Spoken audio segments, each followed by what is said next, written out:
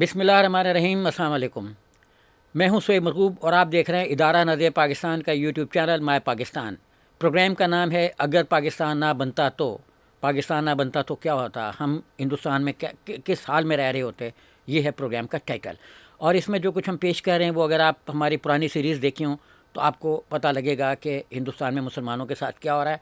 और अगर बानी पाकिस्तान हज़रत कायद-ए-आज़म अपने विजरी सोच के साथ, अपनी कायदाना जो एक लीडरशिप के साथ हमें लीड ना करते, हमारे आबा अजदाद को लीड ना करते, तो हम आज उसी हाल में होते जिस हाल में हिंदुस्तान में हैं। मुसलमान भी हैं और बहुत से हिंदू भी हैं जो वहाँ के सोबर हिंदू हैं, वो भी भारतीय जनता पार्टी के हाथों तशद्दुद भुगत रहे हैं। तो आज हम बात करेंगे यति नरसिंह आनंद पे। ये इंडिया का बड़ा एक मनसब पे फ़ायद है जिसे दासना मंडलेश्वर कहते हैं। मतलब ये वो आप समझ लें कि उनके जो बड़े धर्म के पुजारी हैं उनमें से एक है। और ये बदनाम ज़माना है मुसलमानों के ख़िलाफ़ बात करने में। और उसने नौज़बिल्ला कुरान पाक, नौज़बिल्ला अल्लाह ताला और मतलब जो हमारे जो मतलब खालिक कायनात हैं अल्लाह ताला, और उसके बाद हमारी जो मुक़द्दस तरीन किताब है किताब मुक़द्दस कुरान मजीद, इस हवाले से उसके इंतहाई तज़ीक़ आमेज़ अल्फाज इंटरनेट पर हैं, लेकिन वो खुला फिरता है। 2022 तक इसके ऊपर 26 के करीब मुकदमे थे, संगीन एफ़आईआरें थीं। इस तरह की एफ़आईआरें अगर किसी मुसलमान के ख़िलाफ़ दर्ज होती तो वो तिहाड़ जेल में ऐसे मुकदमे में बंद होता है जिसमें उसकी ज़मानत भी ना हो पाती। लेकिन अफसोस का मकाम है कि उसकी ज़मानत भी हो गई और वो खुला फिर रहा है। इसके बाद 2022 से मज़ीद 20 से 26 के करीब मुकदमे उस पर दर्ज हुए और वो खुला फिर रहा है। और 1 घंटे में उसकी ज़मानत हो जाती है, कभी जेल गया नहीं है वो। अब इसने क्या कहा है? अब इसने ये कहा है कि हिंदुओं को दाइश बना लेनी चाहिए, इस तर्ज की तंजीम बनानी चाहिए और मुसलमानों को कत्ल करना चाहिए। ये जो बजरंग दल हैं, ये ऑर्गेनाइजेशन हमारे लिए ठीक नहीं है, इनको फौरी तौर पे बंद कर देना चाहिए। मतलब उन्होंने मान लिया कि बजरंग दल जो है वो तशद्दुद पसंद जमात है, लेकिन वो उतना तशद्दुद नहीं करती जो कुछ यति नरसिंह आनंद चाहता है कि जितना तशद्दुद हो। नरसिंह आनंद जो है उसने ये बयान कब दिया? उसने ये बयान उस वक्त दिया जब आरएसएस के नीचे काम करने वाली एक हिंदू तंजीम रक्षा दल तंजीम जो उसके जो एक पिंकी चौधरी हैं, भूपिंदर सिंह उनका असली नाम है, पिंकी चौधरी के नाम से मद्दा ज़माना है। तो उन्होंने कोई 250 के करीब लोगों में तलवारें तकसीम की, 150 के करीब तकसीम कर चुके हुए थे। और उसके बाद वो घर चले गए और घर जाके जब उनको पता लगा कि जी उनके जो बाकी मानदा साथी हैं उनके ख़िलाफ़, तो जब उन्होंने ये वीडियो ख़ुद ही अपलोड की तो बहुत शोर हो गया इंटरनेट पर। इंटरनेट ने वहाँ पे मुसलमानों को थोड़ा सा बचाया हुआ है।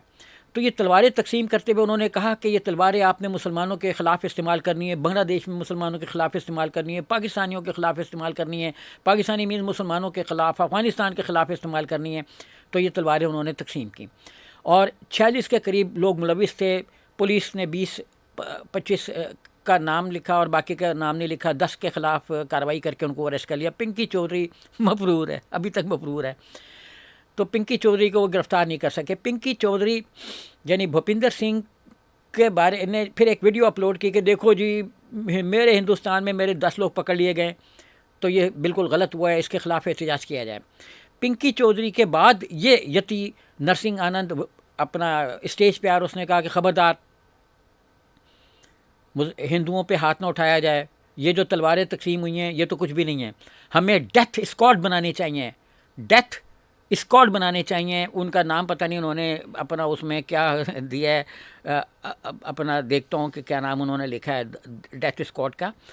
तो बार कैफ उन्होंने कहा कि जी कातिल स्क्वाड हमें तश्कील देने चाहिए ताकि वो मतलब मुसलमानों का कला कमा करें कर तो सकते नहीं हैं, तो ख़ुद कला कमा अपना होगा। और यही बात उनको सुना है, जनरल ज़िया ने कन्वे की थी कि हिंदुस्तान हिंदुओं का एक मुल्क है, अगर मैंने एटम बम चलाया तो सारे हिंदुस्तान दुनिया से नापैद हो जाएंगे और मुसलमानों के तो इतने मुल्क हैं बाकी रह जाएंगे, हम 55-56 मुल्कों में हम मुसलमान ही मुसलमान होंगे तो हिंदुओं का सत्यानाश हो जाएगा। जिसके बाद ऑपरेशन ब्रास्ट एक्स जो उन्होंने हमारे बॉर्डर पे फौजी लगाई हुई थी 2 मिनट में उन्होंने वापस बुलवा ली।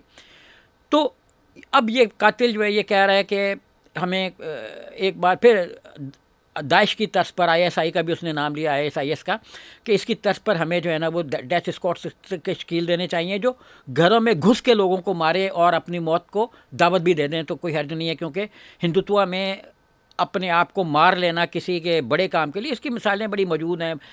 अपना उनकी महाभारत में भी हैं और उनकी जो और दीगर तहरीरें किताबें हैं, सावरकर ने भी इसी तरह की चीज़ें लिखी हैं।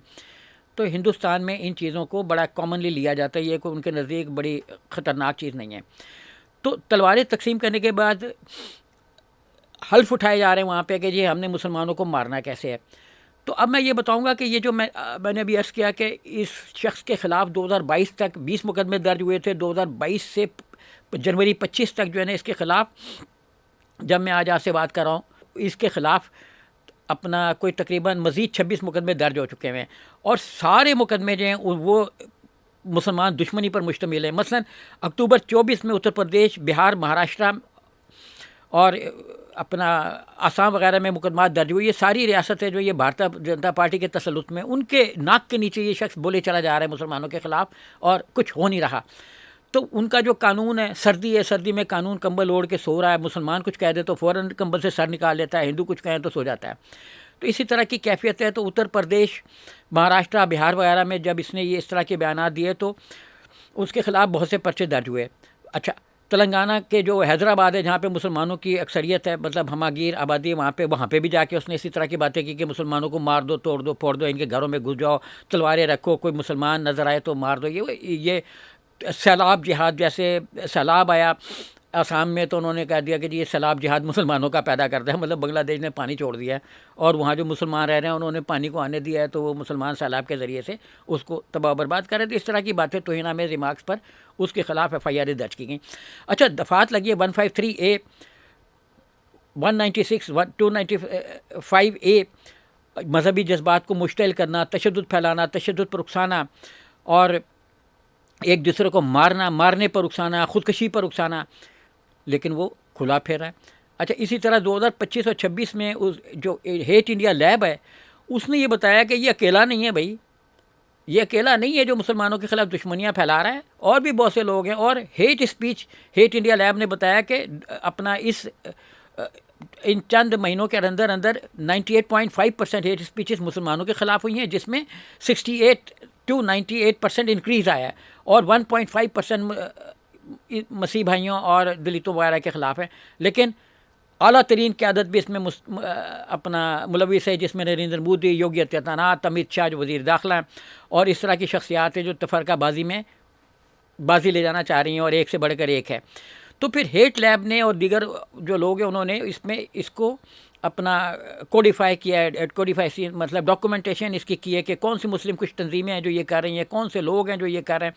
तो उन्होंने कहा कि साध्वी सरस्वती और काजल है हिंदुस्तानी जिसे कहा जाता है, तो वो भी नफ़रत अंगेज़ तकरीरों में टॉप 10 पर है, या ये जो दरिंदे हैं उसमें वो टॉप 10 पर है मुसलमानों को के ख़िलाफ़ भड़काने में।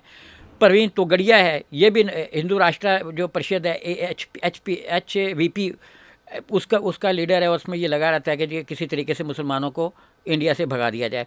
अच्छा, संघ परिवार आपको पता है वो तो है, उसने 58% तंजीम जो बातें हुई हैं 2024 में, 58% बातों में मुलविस हैं संघ परिवार की जो तंजीमें झेली वो उनके अनासर, जिसमें विश्व हिंदू परिषद है और बजरंग दल है, या अपना साकिल हिंदू समाज समिति संघी वगैरह के ग्रुप हैं, उनके लोग हैं। हिंदू रक्षा दल है जो जिसका मैंने भी जिक्र किया कि तलवारें तकसीम करते फिर रहे हैं, ये लोग फ़िरका वाराना कशीदगी में मुलविस हैं। कॉ विजिलेंट्स जिनको कहा जाता है कि गाय के मुहाफ़िज़ खुद साख्ता बने में, ये भी मतलब मारपीट तशद्दुद में बड़े टॉप पर हैं। आप इसके लिए मज़ीद देख सकते हैं, hate speech in India report 2004 10 फरवरी 2025 को जारी हुई थी। और इसी तरह BBC ने भी 11 फरवरी को 25 को एक लिखा था आर्टिकल जिसका उन्वान था कि हेट स्पीचेज़ इन इंडिया, और आगे फिर ये भी फरवरी में ही आया था। तो ये लोग जो हैं ये इंडिया में मुसलमानों के ख़िलाफ़ कत्ल गारतगरी पर उकसाने वाले हैं, उनको करने वाले हैं। तो मैं ये कहूँगा कि दाइश जो है वो अभी नहीं बन रही, वो हिंदू दाइश नहीं बना रहे, हिंदू दाइश उन्होंने पहले से बनाई हुई है। ये जो असल दाइश इस वक्त है वो भी हिंदुओं और इज़राइल वगैरह ने मिल के बनाई है, क्योंकि वो अपने हमसाये में इज़राइल पर तो हमला करते नहीं हैं, का हमला करते हैं वो मुसलमानों पर, इस्लामी मुल्कों में अपनी कार्रवाइयाँ करते हैं, तो उनको पैसा असला कहीं और से आ रहा है, मुसलमानों का पैसा उसमें नहीं है। और ये कातिल जो है अभी भी खुला फिर रहा है। अभी इसके ख़िलाफ़ इंटरनेशनल मीडिया पर काफ़ी शोर मचा हुआ है, देखते हैं कोई कार्रवाई होती है कि नहीं होती है। तो आप अभी शोएब मरगूब को इजाज़त दीजिए, देखते रहिए माय पाकिस्तान। खुदा हाफिज़।